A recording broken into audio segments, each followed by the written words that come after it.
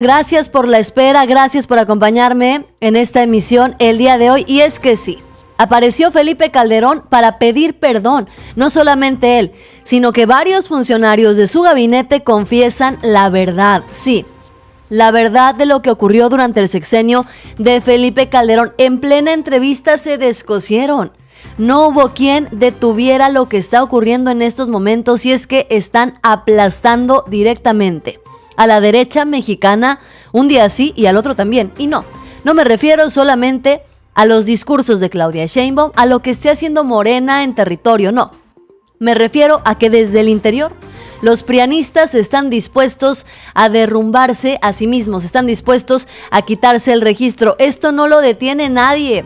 Fíjense ustedes cómo estarán las cosas, que empiezan a caer los empresarios que respaldaron con ojos cerrados los fraudes electorales, que respaldaron los gobiernos autoritarios, que respaldaron a los gobiernos que pisotearon la dignidad del pueblo de México. Bueno, pues empiezan a caer sus acciones. Esto y más información vamos a compartir en unos momentos. Una reunión de urgencia, la que se llevó a cabo hoy en Palacio Nacional, que refrendaría además lo que ya dijo la presidenta Claudia Sheinbaum. México no se va a subordinar, pero también queda claro que la presidenta Claudia Sheinbaum tiene una relación bastante cordial con el grupo empresarial, pero se incluyen empresarios que habían decidido darle la espalda a López Obrador y a la 4T. Apareció, les digo, no solamente reapareció Felipe Calderón, reapareció Santiago Krill. Bueno, salió Lorenzo Córdoba a tratar de rescatar de las cenizas a la derecha mexicana. Están perdidos por completo y ya salió el peine. Ya salió quién es el nuevo líder político de la derecha mexicana, que está dispuesto a poner a México de tapete del gobierno de Estados Unidos. Sí, ya salió el rostro del principal traidor a la patria. Te voy a decir quién es en unos momentos. Quédate conmigo, acompáñame. Yo soy Yasira Handal. Comenzamos.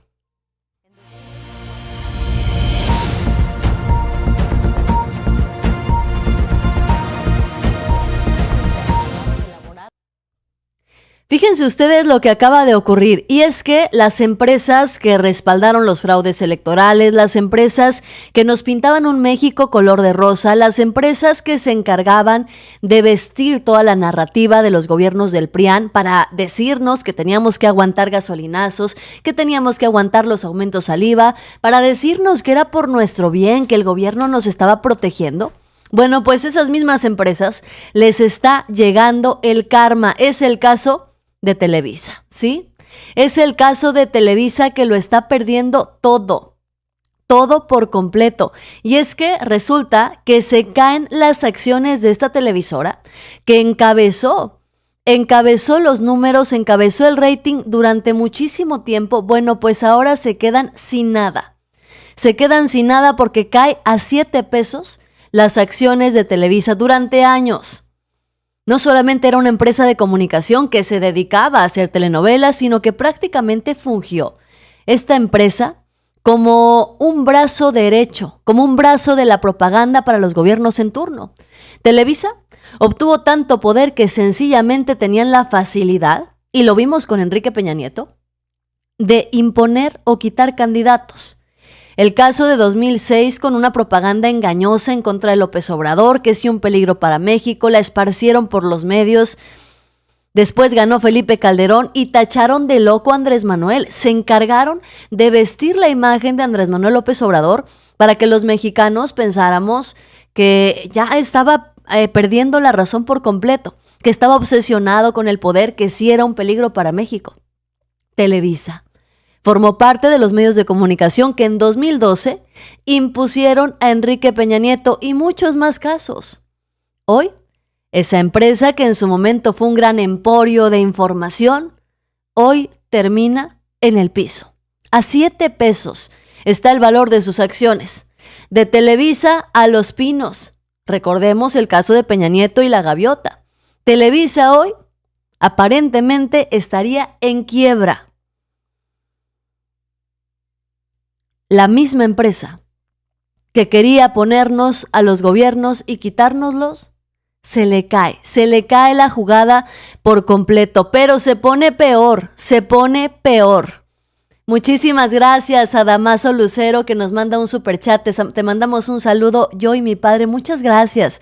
Estamos de vacaciones en Durango, apoyando a nuestra presidenta y a YouTubers Pro 4T. Un abrazo a ti, a tu papá y a toda la gente hermosa de Durango. Muchísimas gracias a los moderadores que ya van llegando y a cada uno de ustedes que se van integrando a la conversación. Vayan dejando su like y vayan conversando y opinando de lo que está ocurriendo en estos momentos. Fíjense nada más, no nada más es el desplome de Televisa lo que está ocurriendo el día de hoy. ¿Esto qué pasó?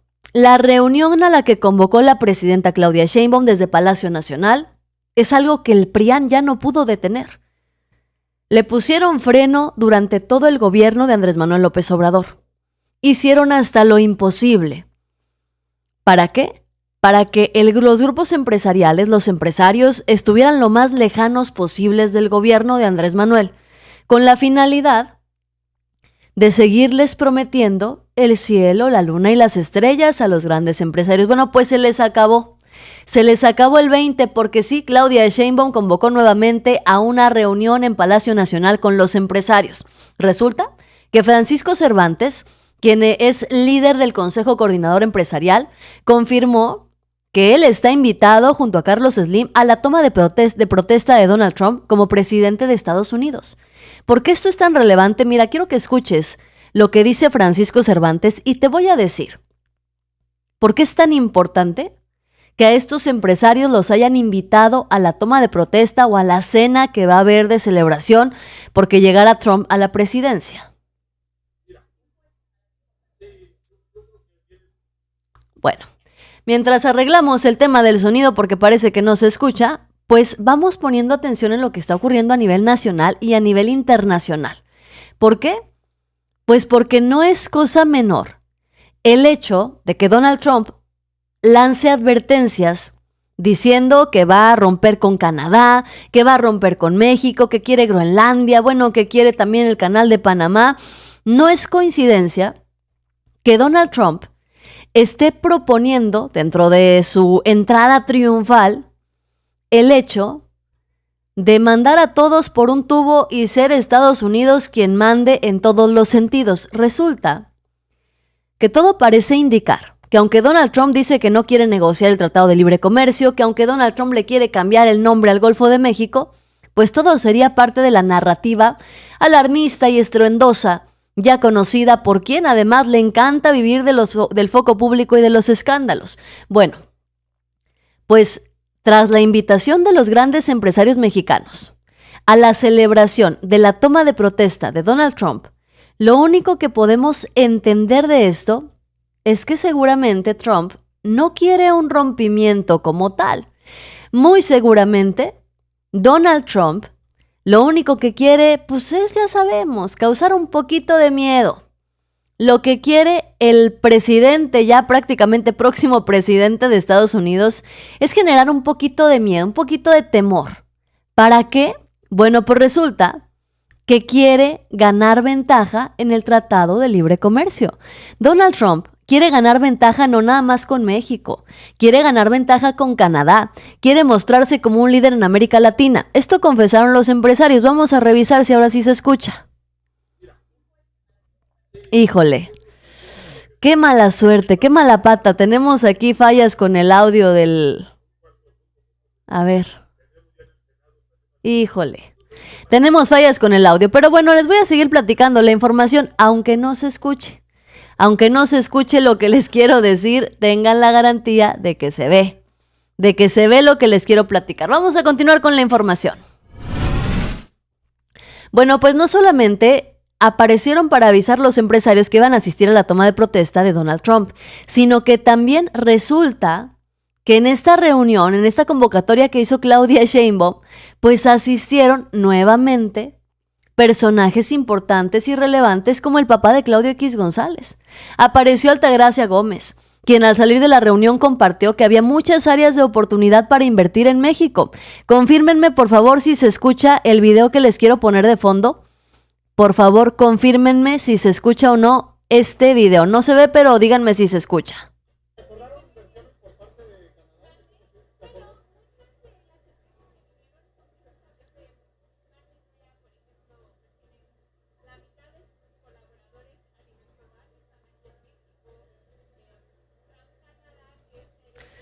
Bueno, pues resulta que Altagracia Gómez dijo que había muchas áreas de oportunidad, que sí, los empresarios habían confirmado, los de Canadá, empresarios canadienses que asistieron a esta reunión, habían confirmado que estaban interesados en invertir en México, en llegar a acuerdos.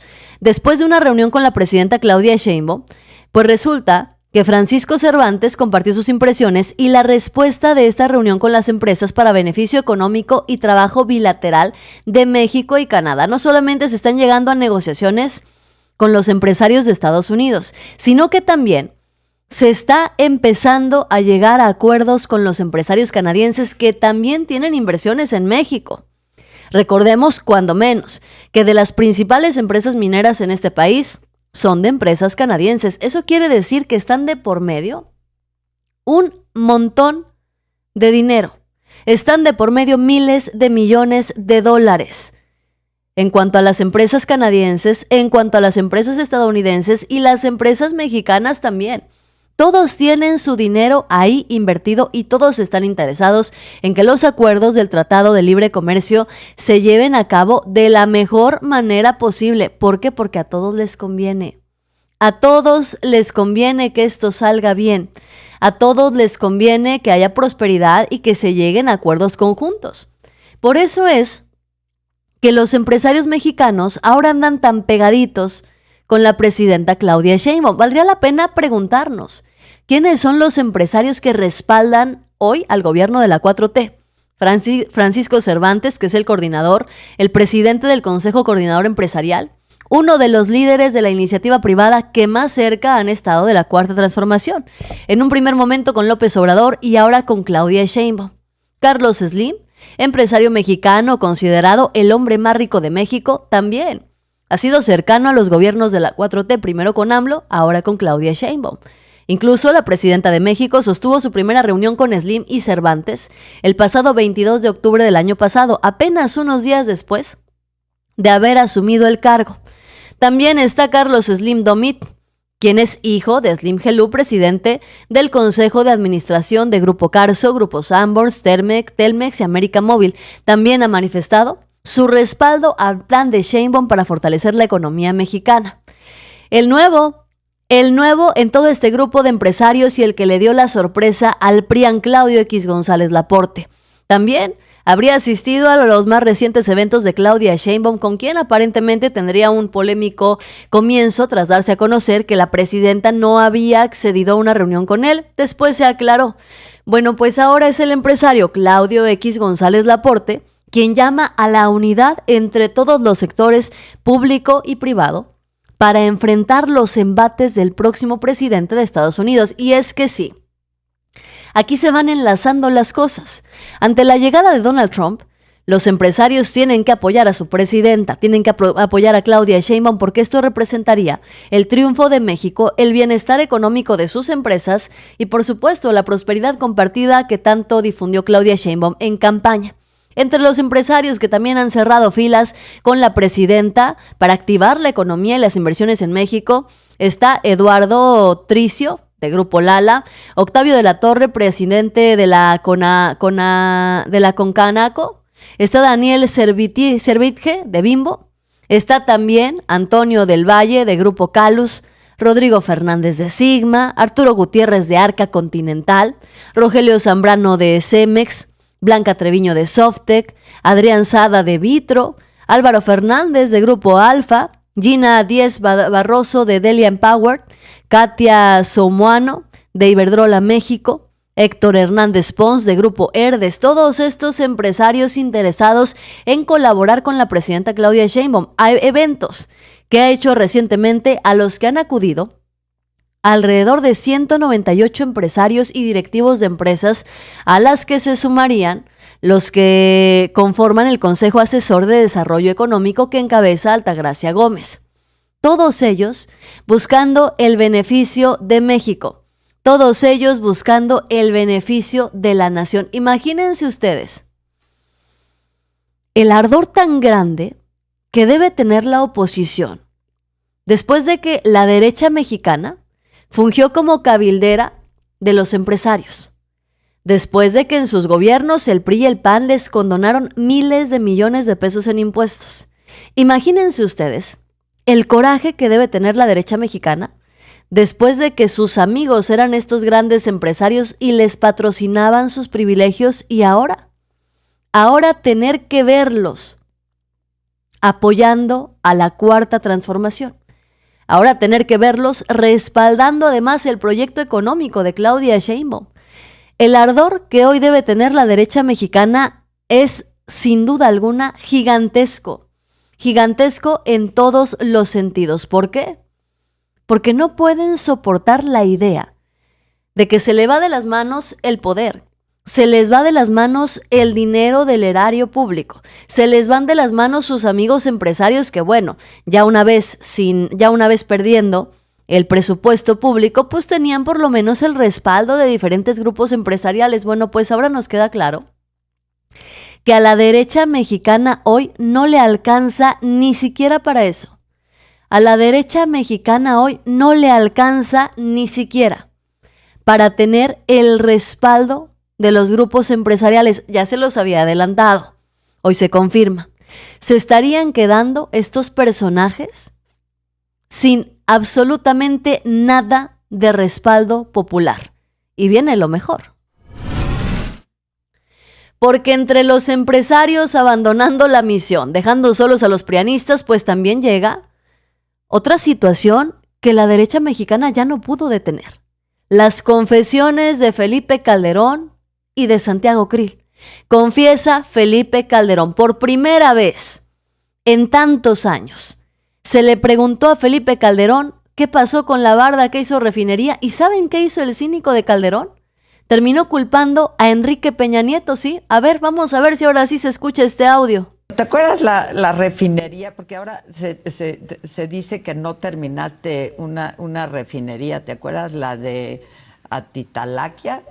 Que no la terminaste, que nada más pusiste una barda. Mira, quiero que le preguntes, porque nunca me lo han preguntado eso, la verdad, y te voy a decir. Ahí está. En lo que a mí respecta a la refinería, que se decidió por Pemex y en colaboración con muchos gobiernos, el periodo de mi gobierno terminó tiempo y forma. Es una refinería que estaba programada para construirse en 8 años, Adela. ¿Sabes por qué? Porque las refinerías tardan 8 años en construirse. Yo empecé esa refinería en 2011, por supuesto, que estuvo lista la ingeniería de primer nivel y se limpió el terreno, se emparejó, se cuidó, se vigiló, etcétera. Eso es lo que estaba previsto que se construyera en mi gobierno. Fue la decisión del presidente Peña de que no se construyera. Pues sí.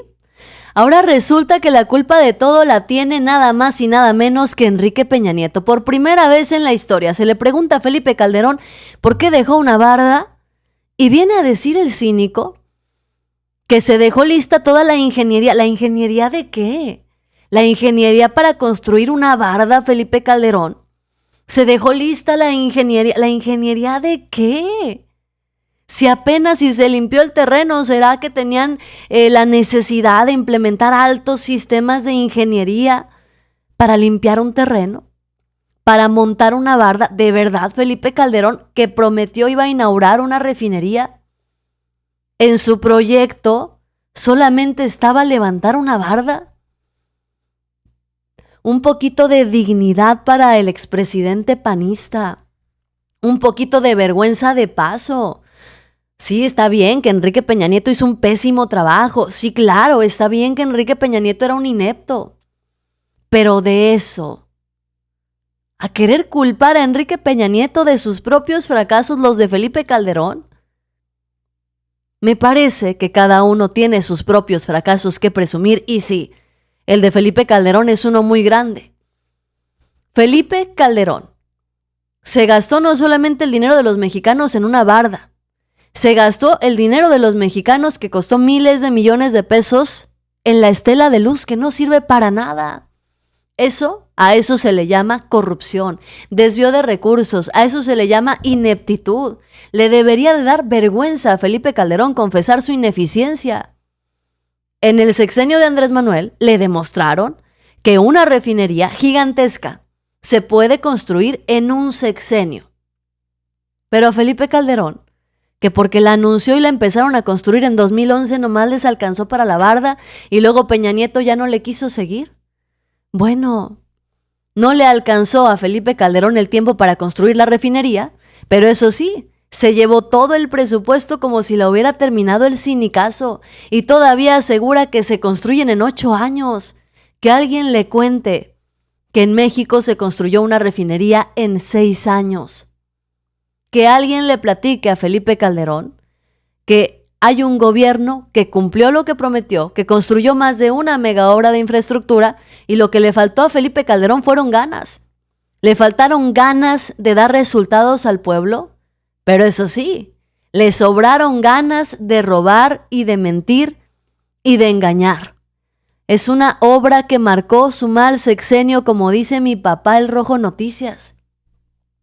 Lo que se gastó Felipe Calderón en esa barda, lo que se gastó Felipe Calderón en construir la estela de luz, marcó su sexenio. ¿Cuánto dinero se gastó en la supuesta refinería de Felipe Calderón? ¿Cuánto dinero se gastó en la estela de luz de Felipe Calderón? ¿Y cuánta corrupción había detrás de estas mega obras que habría anunciado el presidente panista de entonces? Imagínense ustedes. Y los panistas ahorita todavía vienen a presumir que es que con Calderón hicimos y es que con Calderón dijimos y es que, bueno, ¿cuánto tiempo habría necesitado Felipe Calderón? Fíjense, la refinería Bicentenario, que fue la barda, la anunciaron con bombo y platillo. La anunciaron en 2008 como una nueva refinería en Tula Hidalgo. Nunca se concretó y se estima que se gastaron alrededor de 620 millones de dólares. Es decir, 10,900 millones de pesos al tipo de cambio actual. Una millonada en toda la ingeniería que dice Felipe Calderón se necesitó para hacer una barda. 10,900 millones de pesos en la adquisición de terrenos, estudios preliminares y la construcción de una barda perimetral. Además, el costo del terreno fue de 1,500 millones de pesos, una deuda, porque terminó siendo una deuda, que inicialmente adquirió el Estado y luego la traspasó a Pemex. Porque no solamente eso, Felipe Calderón también se robó los excedentes petroleros. A pesar de esta inversión, la refinería nunca se construyó y el terreno permaneció solo, generando costos adicionales al erario público. Hablemos de la estela de luz. Se supone que se iba a crear para conmemorar el bicentenario de la independencia.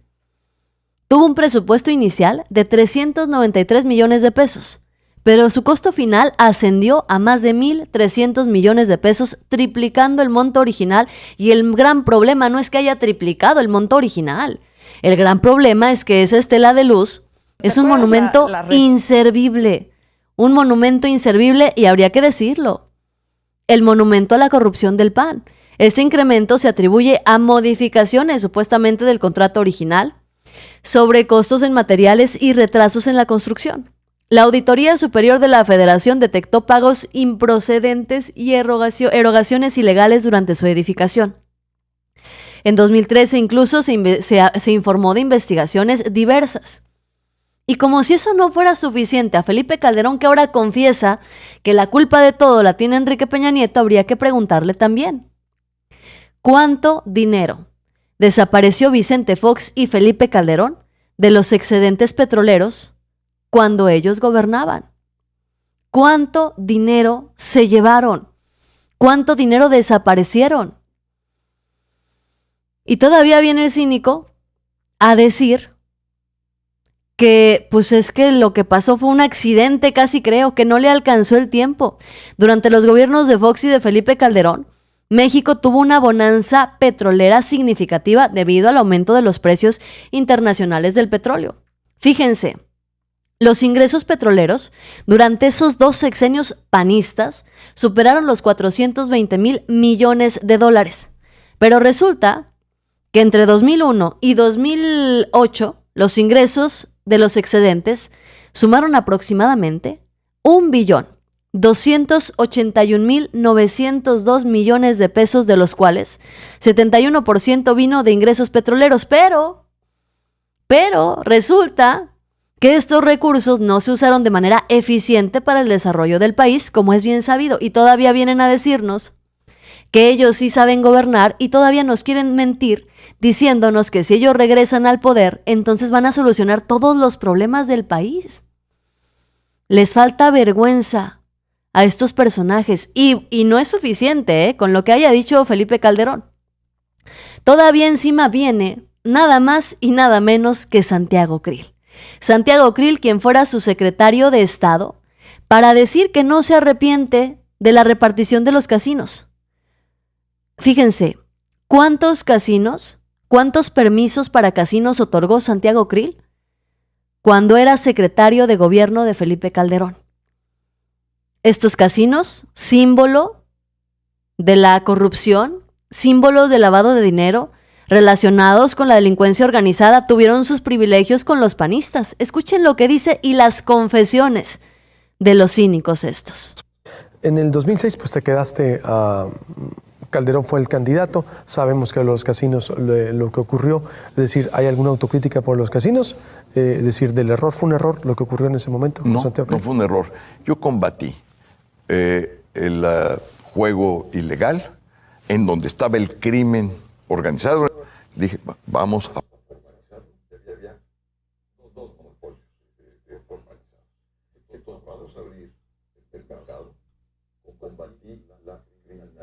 No hay un problema de crimen organizado, no ha habido un casino o una operación que esté acusada de estar controlada por el crimen organizado en las formas. Pues sí, resulta que aparecieron todos los panistas para dar confesiones. Esto no lo pudo detener nadie, ni Marco Cortés, ni Jorge Romero, no lo pudo detener ni Lili Téllez, ni Ricardo Anaya. Los panistas aparecieron para dar confesiones. A ver, durante el sexenio de Vicente Fox, Santiago Krill, perdón, me equivoqué, no fue en el sexenio de Calderón. Durante el sexenio de Vicente Fox, Santiago Krill se desempeñó como secretario de Gobernación del 2000 al 2005. En ese periodo se otorgaron 340 permisos para la operación de casinos en México, de los cuales 143 fueron autorizados directamente durante la gestión de Santiago Krill. Este número, 143, representa el mayor otorgamiento de permisos para casinos en la historia del país, que supuestamente para terminar con las ilegalidades, dice Santiago Krill, sí, igualito que como después Felipe Calderón dijo que quería poner a Genaro García Luna a controlar la seguridad del país y terminó poniéndole el país en bandeja de plata a los grupos criminales. Híjole, qué cinismo. Y para colmo, la presidenta Claudia Sheinbaum el día de hoy terminó ventilando a Felipe Calderón, recordando lo que ya sabemos. Calderón y sus decisiones le hicieron daño a México. La decisión de Felipe Calderón de enfrentarse, entre comillas, a los grupos criminales fue la más irresponsable decisión tomada por alguien que llegó a la presidencia mediante un fraude electoral. La presidenta Claudia Sheinbaum tundió a Felipe Calderón, que bien merecido se lo tiene, por querer venir a opinar de lo que ocurre en nuestro país cuando él lo dejó hundido en la violencia, en la inseguridad, se robó los excedentes petroleros y de obras de infraestructura apenas si puede presumir una barda y una estela de luz inservible. Que se haya tomado en los últimos. Es una de las decisiones más irresponsables que haya tomado una persona que llegó a la presidencia, además, como bien mencionas, a través de un fraude electoral. Primero, ¿quién declara una guerra en su propio país? Guerra significa permiso para matar, lo he dicho varias veces. Declarar la guerra quiere decir que las leyes quedan en segundo término, que hay un régimen de excepción. Para todos aquellos que hablan del Estado de Derecho, porque se llenan de palabrerías la boca diciendo Estado de Derecho, hay autoritarismo en México. Y en realidad la decisión más autoritaria y irresponsable que se haya tomado en los últimos sexenios fue la decisión de Calderón de declarar la guerra. Escuchen bien, declarar la guerra en su propio país. ¿Eso qué significó? Primero, que utilizó al ejército sin un marco legal. Y segundo, el tema era matar. Mátalos en caliente. ¿Cuál juicio? ¿Cuál Estado de Derecho? No es que se detuviera a alguien, se llevaba ante el Ministerio Público si fuera en flagrancia, o que hubiera una orden de aprehensión y se detuviera a alguien para privarlo de su libertad y después sí que hubiera un juicio. No, detenciones en un régimen, no había ni detenciones en el régimen de excepción. Detenciones arbitrarias, habría que decirlo, censura, además. Gracias, Rojito Alex, que nos manda 20 pesos, gracias, saludos hasta Zacatepec, Morelos, excelente día, un abrazo, amigo. También gracias a Henry Zapatista, dice, gracias por tus valiosas noticias, Notillas con Yacira Handal, saludos desde Guadalajara, un abrazo gigantesco hasta la Perla Tapatía, muchas gracias por sus superchats, por las estrellas y los comentarios que me dejan en cada una de las emisiones. Vamos a hablar de Felipe Calderón todavía un poco más, porque no bastaría el tiempo, no bastaría con dejar en el pasado lo que hizo Calderón en su sexenio, porque marcó la vida de millones de mexicanos. ¿A qué le están apostando los prianistas? A que las nuevas generaciones se olviden de esos tiempos, a que las nuevas generaciones no sepan, no conozcan cómo los gobiernos del PRI y del PAN pisotearon a las y los mexicanos. Habría que decirlo y que preguntarlo. ¿Cuántos periodistas fueron encarcelados por Felipe Calderón? ¿A cuántos periodistas los corrieron de su trabajo por Felipe Calderón? ¿Cuánto se incrementó la censura en el gobierno panista de Felipe Calderón? ¿A cuánto ascendieron lo que él llamaba daños colaterales por su fallida estrategia de seguridad? ¿Es o no es ese un verdadero gobierno autoritario? ¿Fue o no fue un verdadero gobierno autoritario el de Felipe Calderón? La presidenta Claudia Sheinbaum tiene toda la razón. Tiene toda la razón en asumir y en decir. Y recordarle a Felipe Calderón que no tiene cara para hablar de autoritarismo, no tienen cara los panistas para presumir ese sexenio que tanto daño le hizo al país. A ver, la situación durante el sexenio de Felipe Calderón para los periodistas se caracterizó por un aumento significativo en las agresiones y amenazas, en gran medida debido a la violencia relacionada con la estrategia de seguridad implementada contra la delincuencia organizada. Hablemos, por ejemplo, del caso de la periodista Carmen Aristegui, que fue despedida de MBS en 2011 tras realizar comentarios sobre los supuestos problemas de salud de Felipe Calderón. Ya no se diga Lemus Barajas, cuando habló de la relación de la hermana de Felipe Calderón con la tuta, lo mandaron encarcelar. Claro que hay razones de sobra para poder comparar, al menos quienes vivimos esos sexenios, que es un gobierno autoritario y que es un gobierno que no es autoritario en absoluto. Se incrementó la censura a través de agresiones físicas, intimidaciones, detenciones arbitrarias durante el gobierno de Felipe Calderón. Los daños colaterales que él llamaba cínicamente. A los jóvenes les llamaba delincuentes y cuando no le convenía, pues así nada más eran daños colaterales. Hoy, ante una historia de la que no se pueden desprender los prianistas, tienen que traer a personajes como Lorenzo Córdoba para salvarles el pellejo.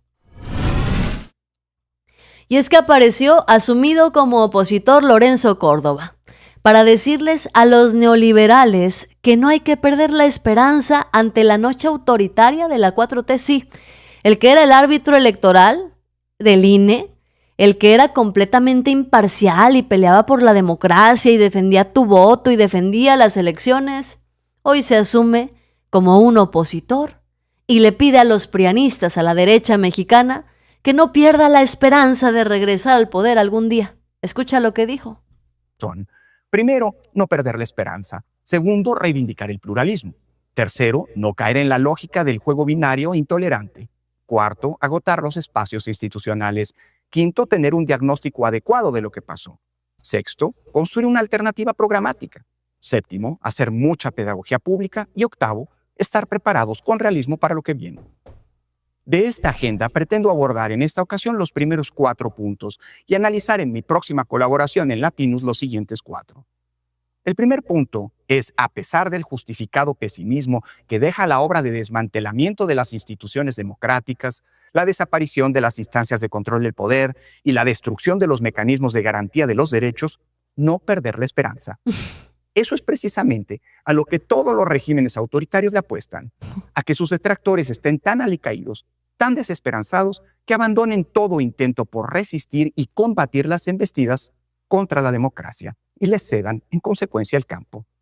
El cruzarse de brazos, el dejar de ofrecer todo tipo de resistencia, es la mejor manera de garantizar que la reacción autoritaria complete su objetivo. La pregunta es: ¿a qué partido se va a unir Lorenzo Córdoba? ¿Oficialmente se va a unir al PRI? ¿Se va a unir al PAN? ¿Se va a unir al de Eduardo Verástegui o al de Guadalupe Acosta Naranjo? Al final del día, hoy Lorenzo Córdoba se asume como opositor, le dice a la gente que hay que resistir al autoritarismo, que hay que aguantar otro poquito más, pero lo malo es que los liderazgos de la política mexicana, los liderazgos de la oposición están completamente fuera de sí, están desconectados del pueblo de México. ¿Por qué? Personajes como, por ejemplo, Eduardo Verástegui todavía ni siquiera construyen su partido político y ya están ofreciendo el país en charola de plata al gobierno estadounidense, ¿sí? Este es Eduardo Verástegui. Dice: histórico el nombramiento de nuestro hermano Marco Rubio como secretario de Estado de los Estados Unidos. Juntos somos más fuertes, y con su gorrita, Make America Great Again. Sí, Eduardo Verástegui quiere hacer un partido político, no por la libertad, por la familia, no. Eduardo Verástegui quiere hacer su propio partido político para poder malbaratar las empresas del Estado a los estadounidenses, para poder ponerse de tapete del gobierno estadounidense. Para eso, Eduardo Verástegui quiere hacer su propio partido político, nos queda bastante claro. Y a esto también, a estas intenciones y a estos nuevos liderazgos que están llamando tanto la atención, se suma el de Guadalupe Acosta Naranjo, que no saben vivir sin el dinero del pueblo. Son adictos al presupuesto del erario.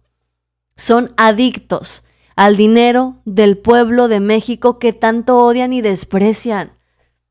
Sí, los mismos que quieren enseñarle al pueblo a pescar, los que dicen que no hay que darles programas sociales a todos, son los mismos que han vivido durante décadas del presupuesto de las y los mexicanos. Juan Carlos, muchas gracias, amigo. Saludos a la doña de los ojos más hermosos. Mira qué chulada. Muchas gracias, amigo, por tus halagos y comentarios y por el superchat.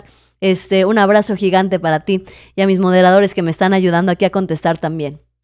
Estos son los liderazgos de la derecha mexicana. Eso es lo que tienen ellos para resaltar. A Guadalupe Acosta Naranjo, a Eduardo Verástegui, y del lado del PRIAN tenemos a Alejandro Moreno, tenemos a Ricardo Anaya, una oposición que está completamente desconectada. Bueno, tan desconectada está la derecha mexicana que incluso sus voceros siguen agrediendo a la ciudadanía. Vean lo que dice Sergio Sarmiento sobre el Plan México de Claudia Sheinbaum, que propone el regreso a la fracasada situación de importaciones.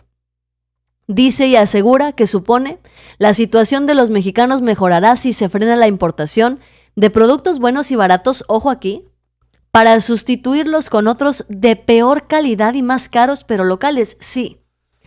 Sergio Sarmiento está insinuando que los mexicanos y los productos mexicanos son de peor calidad y son más caros.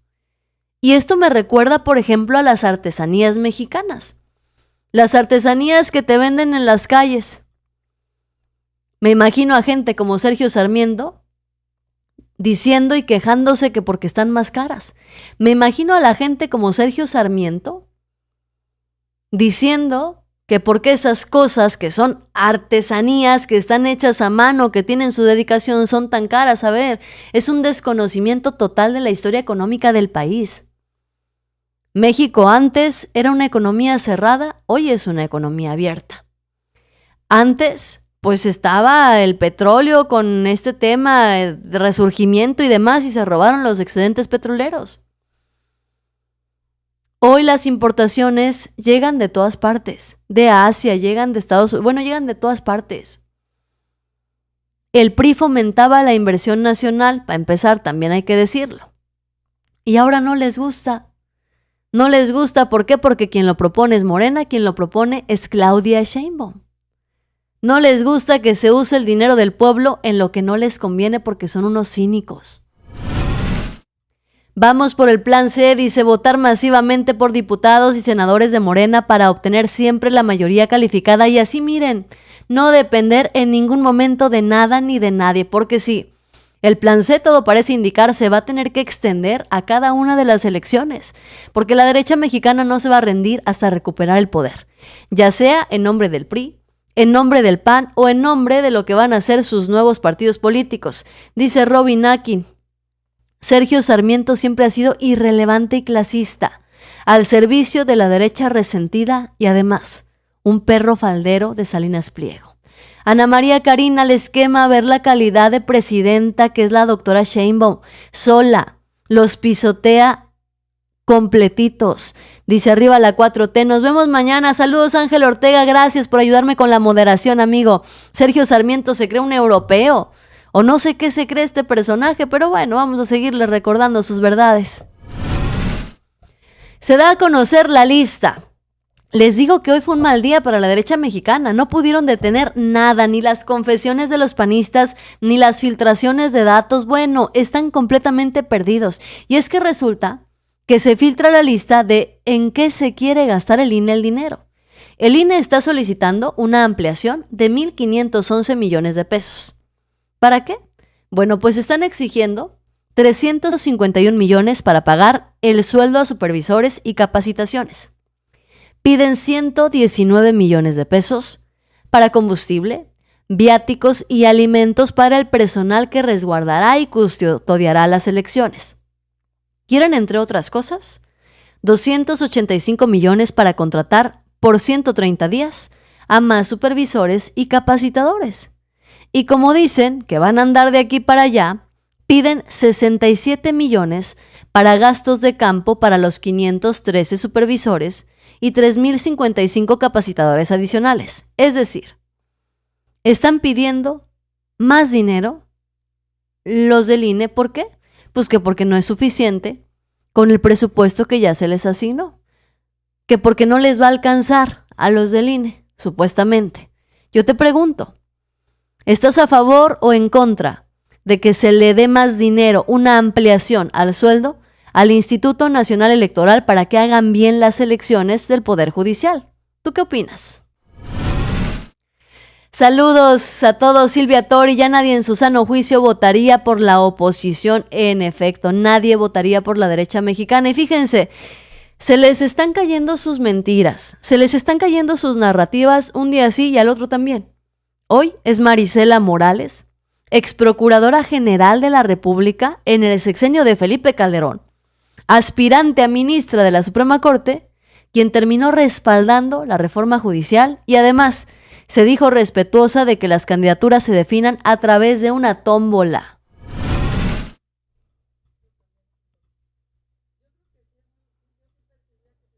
Ay, ¿qué fue? Bueno, pues resulta que hasta los panistas ya empiezan a ponerse del lado de la transformación. Empiezan a asumir que es irremediable la elección del Poder Judicial. Empiezan a asumir los panistas, ex colaboradores de Calderón, que sí, la reforma al Poder Judicial es necesaria. No solamente eso, sino que también el proceso por el que se va a elegir garantiza la imparcialidad. Aún así, los parásitos del Poder Judicial de la Suprema Corte de Justicia de la Nación dicen ahora que van a hacer una huelga porque quieren más presupuesto para mantener sus privilegios. ¿Y saben a quién le echan la culpa? A la reforma al Poder Judicial, pero no contaban con que llegaría Lenia Batres, la ministra del Pueblo, ¿para qué? Para recordarles que se está malinformando una vez más. Fue la Corte de Norma Piña quien decidió disminuir las prestaciones de los trabajadores. Fue Norma Piña quien planteó quitarle el presupuesto a los trabajadores en vez de tocar y disminuir los privilegios de los ministros y ministras. Lenia Batres terminó ventilando la ambición de Norma Piña y sus amigos noticiosos. Yo soy Yasira Handal. Gracias por acompañarme en esta misión. Suscríbete, dale like, comparte, activa la campanita de notificaciones, suscríbete a todos nuestros canales, a mis cuentas alternas, al canal de mi papá El Rojo Noticias, con Huicha, en todos nuestros canales, suscríbete para que estés siempre informado. Gracias por acompañarme en esta emisión. Yo soy Yasira Handal. Buenas tardes.